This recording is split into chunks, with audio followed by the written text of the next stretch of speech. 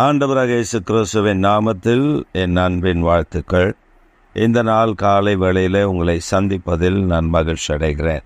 இன்றைக்கு நம்முடைய தியானத்திற்காக நாம் தெரிந்து கொள்கிற வேத வசனம் 1 பேதுருவின் புத்தகம் 5ஆம் அதிகாரம் 8ஆம் வசனம். தெளிந்த புத்தி உள்ளவர்களாய் இருங்கள், விழித்திருங்கள். தெளிந்த புத்தி உள்ளவர்களாய் இருங்கள், விழித்திருங்கள். நம்முடைய தேவனாகிய கர்த்தர் நமக்கு கற்றுக் கொடுக்கிற ஒரு மிகப்பெரிய காரியம் தெளிந்த புத்தி, விழிப்பு. நாம் தவறு செய்கிறதில் 2 விதத்தில் செய்கிறோம். சூழ்நிலையை பார்த்து குழம்பி விடுகிறோம். ஆதலால் ஆண்டவர் சொல்லுகிறார், தெளிந்த புத்தி வேண்டும், குழப்பம் அடையக்கூடாது. யோசுவா கிபியோனியர் என்று ஒரு கூட்டத்தார், தங்கள் அருகில் இருக்கக்கூடியவர்கள், அடுத்த பட்டணத்தில் வசிக்கக்கூடியவர்கள். அவர்கள் யோசுவாவினிடத்தில் தூர பட்டணத்திலிருந்து வருகிறதை போல தங்களை காத்து கொண்டு யோசுவாவினிடத்தில் வந்து அவர்கள் காய்ந்த அப்பத்தையும் அவர்கள் வாரிருந்த செருப்பையும் காண்பித்து நாங்கள் தூர இடத்திலிருந்து வருகிறோம் என்று அவர்கள் பொய் சொல்லி ஏமாற்றி விட்டார்கள். ஆனால் யோசுவா தேவன் அழிப்பேன் என்று சொன்ன ராஜ்யங்களை அழிக்க முற்பட்ட பொழுது கிபியோனியர்கள் அருகில் இருக்கிறவர்கள் என்று கேள்விப்பட்டு அவன் கோபப்பட்டான். வேதம் நமக்கு தெளிவுபடுத்துகிறது, நாம் தெளிந்த புத்தி உள்ளவர்களாய் இருக்க வேண்டும். ஏனென்றால் பிசாசு கர்ஜிக்கிற சிங்கம் போல யாரை விழுங்கலாமோ என்று வருவான். யாரை விழுங்கலாமோ, ஆனால் அவனால் விழுங்க முடியாது. யாரை விழுங்கலாமோ என்று அவன் எதிர்த்து வருவான். அதைத்தான் ஆண்டவர் சொல்லுகிறார், நீங்கள் விழிப்போடு இருங்கள், தெளிந்த புத்தியோடு இருங்கள். உங்கள் அருகாமையில் யார் இருக்கிறார்கள் என்று அறிந்து கொள்ளுங்கள். உங்கள் அருகில் யாரெல்லாம் இருக்கிறார்கள் என்பதை புரிந்து கொள்ளுங்கள். அப்படி என்றால் தேவனுடைய கிருபை நம்மை சூழ்ந்து நிற்க வேண்டும். இப்போ நம்ம ஒரு குடும்பத்தில் பிரச்சனை, பெரிய பிரச்சனை, சண்டை, போராட்டம், நெருக்கடி அப்படி வருது. நாம் பிரச்சனை பண்ணுகிற நபர்களையும் பிரச்சனை சூழ்ந்திருக்கிற அந்த சூழ்நிலைகளை மட்டும் பார்த்து நாம் மனம் நொந்து போகிற காரியம் உண்டு.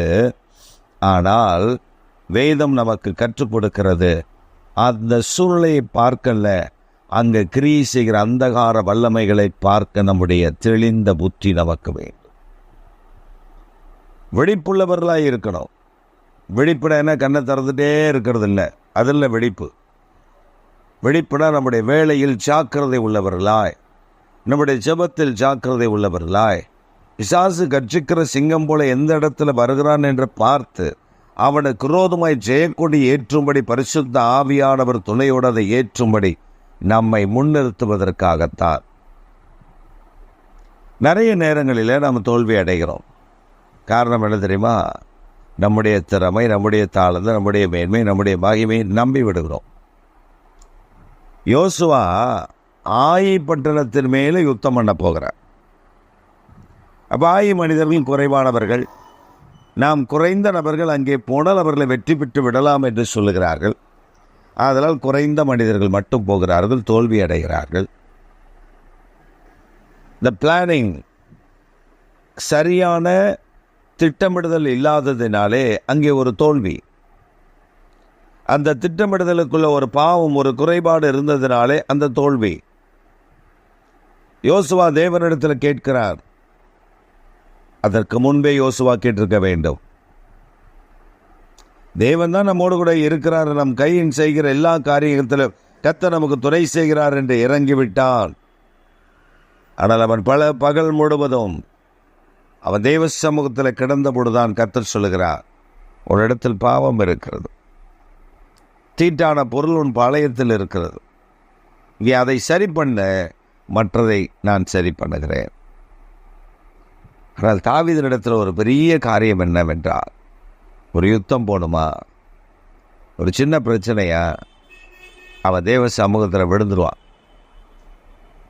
நீங்கள் வேதத்தில் வாசித்து பார்த்தீங்கன்னா, ஏன் தாவீது ஆண்டவருக்கு என் இருதயத்துக்கு ஏற்றவன் எனக்கு பிரியமானவன் ஏன் சொல்கிறார் தெரியுமா? என்ன விஷயமா இருந்தாலும் தேவ சமூகத்தில் போய் நின்றுவான்.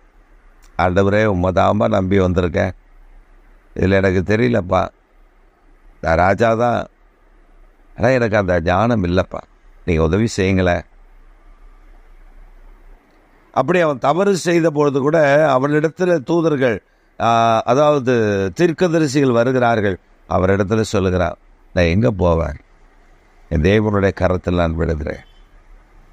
யோசிச்சு பாருங்களேன், இன்றைக்கு நீங்களும் நானும் என்ன செய்கிறோம்? பிரச்சனை வருகிறது, போராட்டம் வருகிறது, நெருக்கடி வருகிறது என்றால் நாம் அதை இல்லை, அதற்கு விரோதமாக நம்ம என்ன செய்ய, என்ன இப்படி நான் வந்து இப்படி, நான் அப்படி, நான் உண்மையாக தானே இருந்தேன், இந்த ஊழியத்தில் நான் இப்படி தானே இருந்தேன், இந்த ஜெபத்தில் நான் இப்படி தானே இருந்தேன், வேலையில் உண்மையாக தானே இருந்தேன், ஏன் எனக்கு கேள்வி கேட்குறோம்ல. ஆனால் அந்த கேள்வி கேட்குறதுக்கு முன்னாடி ஒன்றை யோசிக்கணும். என்ன குறைவு தகப்பனே, என்ன நடந்துச்சு, ஏன் உதவி செய்யுங்க, இதில் ஜெயிக்க எங்களுக்கு அனுக்கிரகம் பண்ணுங்க, உதவி செய்யுங்க, வெற்றி தாங்க. அந்த பிரச்சனை மழை போல வந்தது பனி போல மறைந்து விடும். மழை போல வந்தது பனி போல காணாமல் போய்விடும். ஒரு சமயம் ஒரு பெரிய ஹாஸ்பிட்டலில் அங்கே வேலை செய்து கொண்டிருந்த ஒரு சகோதரியை யாரோ செய்த தவறை இந்த சகோதரி மேல் பழி போட்டு விட்டார்கள். அப்பொழுது அந்த ஹாஸ்பிட்டல் நிர்வாகத்தினுடைய தலைமை மருத்துவர் அவர் அழைக்கிறார். நன்றாக தெரியும் அவர் அழைப்பது திட்டுவதற்காக. அதாவது தேவையில்லாமல் இப்பொழுது சிசிடிவி கேமரா அங்கே இருக்கிறது, அப்பொழுது அந்த வசதி இல்லை அந்த நாட்களில். வேறு எவரோ செய்த தவறை இவர் மேலே போட்டு இவர் தான் அந்த நஷ்டத்துக்கு காரணம் என்று சொல்லிவிட்டார். அப்பொழுது அந்த டாக்டர் அழைக்கிறார்கள், மருத்துவர் அழைக்கிறார். இந்த சகோதரி கர்த்தருடைய மகள், அதனால் என்ன செய்தால் தெரியுமா? போவதற்கு முன்பு முழங்கால் படிட்ட, ஆண்டவரே நான் தவறு செய்யவில்லை என்பது உமக்கு தெரியும், அது அவருக்கும் தெரியட்டும், எனக்கு உதவி செய்யுங்க, என் கூட வாங்க, ஒரு அற்புதம் மட்டும் செஞ்சிருங்க. அந்த பிரச்சனைக்கு நடுவில் போய் நான் உத்தமி, நான் தவறு செய்யவில்லை என்று அங்கே ஆர்கியூமெண்ட் பண்ணவில்லை. அவள் முழங்கால் படியிட்டாள், அவள் ஆண்டவரிடத்தில் கேட்டாள், அவள் போனாள். டாக்டர் அதற்கு எதற்காக அழைத்தார் என்பதை இந்த மகளுக்கும் தெரியும், டாக்டருக்கும் தெரியும். ஆனால் அவர் வேறொரு பெரிய ஆப்ரேஷனுக்காக என்னென்ன பொருள் ஆட்டோக்ளைவ் என்று சொல்லுகிற அந்த பொருட்களை சுத்தப்படுத்துகிற, ஆவியில் வேக வைத்து எடுக்கிற இந்த ஆட்டோக்ளைவில் எதெல்லாம் போட்டு எடுக்க வேண்டும் என்று சொல்லி அவர்களுக்கு கற்றுக்கொடு, அவர்களுக்கு சொல்லிக் கொடுத்து, இந்தந்த வெப்பன்ஸ் யூஸ் பண்ண போகிறோம், இந்தந்த பொருளை அதில் ஆட்டோக்ளைவில் போட்டு இத்தனை பேக்கெட் பண்ணுங்கள், நமக்கு நாளைக்கு இந்த பெரிய ஆப்ரேஷன் இருக்கிறது என்பதை அவர்களுக்கு ஒரு தியரி போட சொல்லிக் கொடுத்து அனுப்பிவிட்டார்கள். வெளியில் வந்த பொழுது இவர்கள் பழி போட்டவர்களுக்கு ஒரே சந்தோஷம். திட்டு வாங்கியிருப்பா, அப்படி பண்ணியிருப்பா, இப்படி பண்ணியிருப்பா, கண்டிப்பாக அவள் கண் கலங்கி அழுது குமரி தான் வரணும், வேலையை விட்டு தூக்கியிருப்பாங்க அப்படின்னு நினச்சாங்க.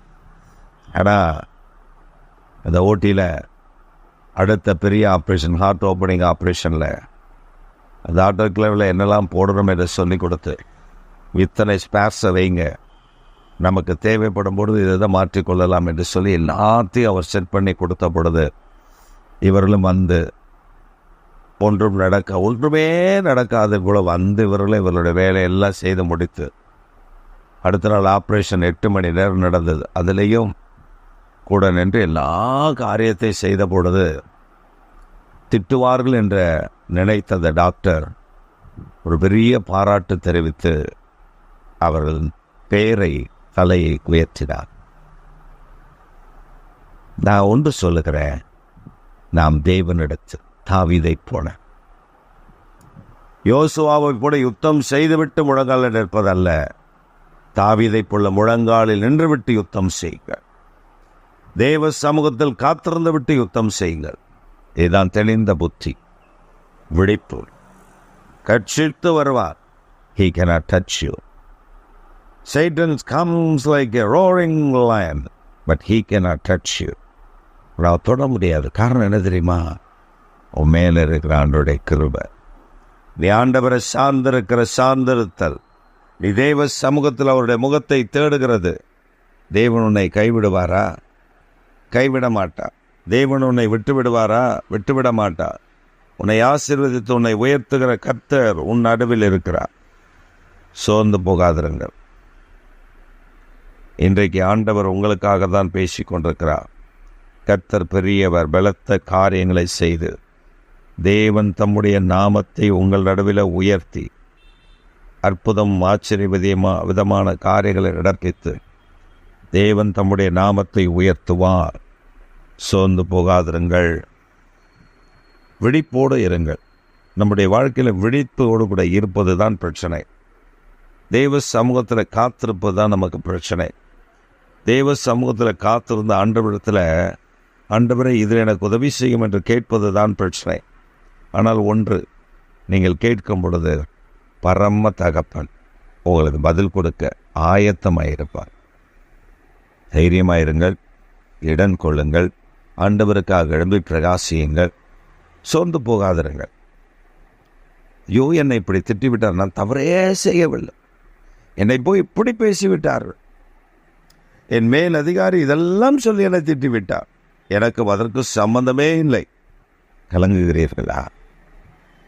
ஊழியத்தில் நான் தவறே செய்யவில்லை, என்னை குற்றப்படுத்தி விட்டார்கள்.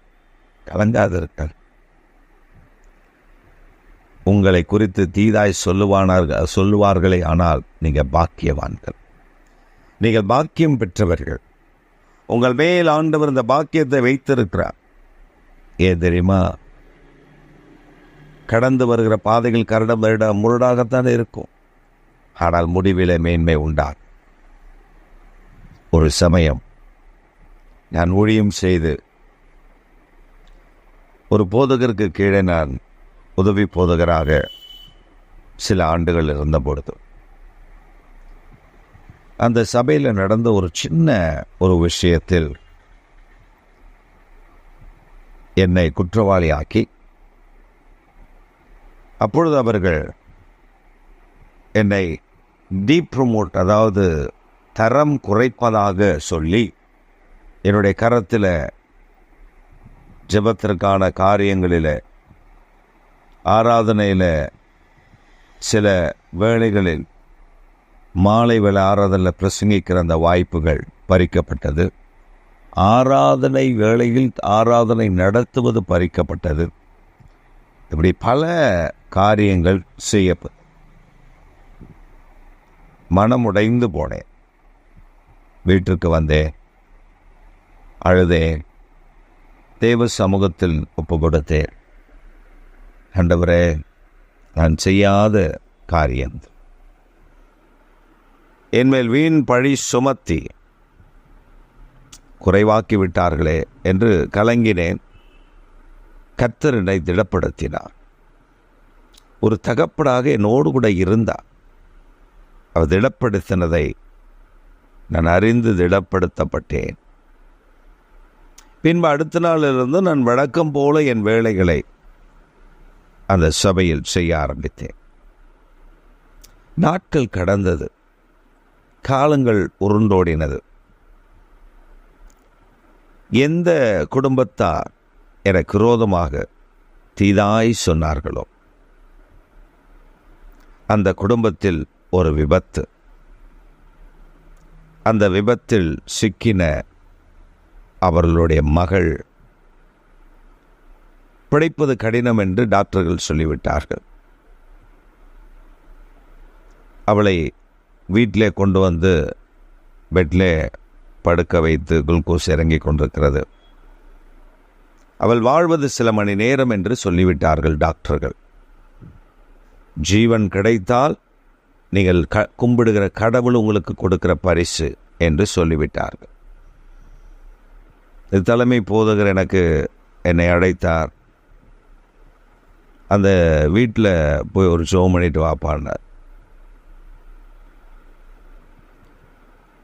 நான் அந்த வீட்டிற்கு போகிறேன். அவர்கள்தான் என்னை அந்த ஊழியத்தில் குறைவுபடுத்துவதற்கு இவர்தான் காரணம் என்று எனக்கு தெரியும். அவர்கள் துக்கத்தில் இருக்கிறார்கள். நானும் போய் அவர்களை வேதனைப்படுத்த விரும்பவில்லை. நான் போனேன். என்னவென்று கேட்டேன். அவர்கள் பதறி போய் சொன்னார்கள், என் மகளுக்கு ஃபிட்ஸ் வரக்கூடாது, வந்தால் அவரை காப்பாற்ற முடியாது என்று சொல்லிவிட்டார். ஏன்னால் அவங்க அந்த பெரிய ஜிப்மர் ஹாஸ்பிட்டலில் அவர்கள் ஒரு பெரிய செவிலியராக இருந்தார், உயர்ந்த பதவியில் இருந்தார். ஒன்றும் நாங்கள் செய்யவில்லை. நான் போய் அந்த மகளுடைய கரத்தை பிடித்து ஒரு ஜெபம், ஒரு சிறிய ஜெபம், ஒரு துளி கண்ணீர், அவ்வளவுதான், சுகமாக்கிருங்கப்பா.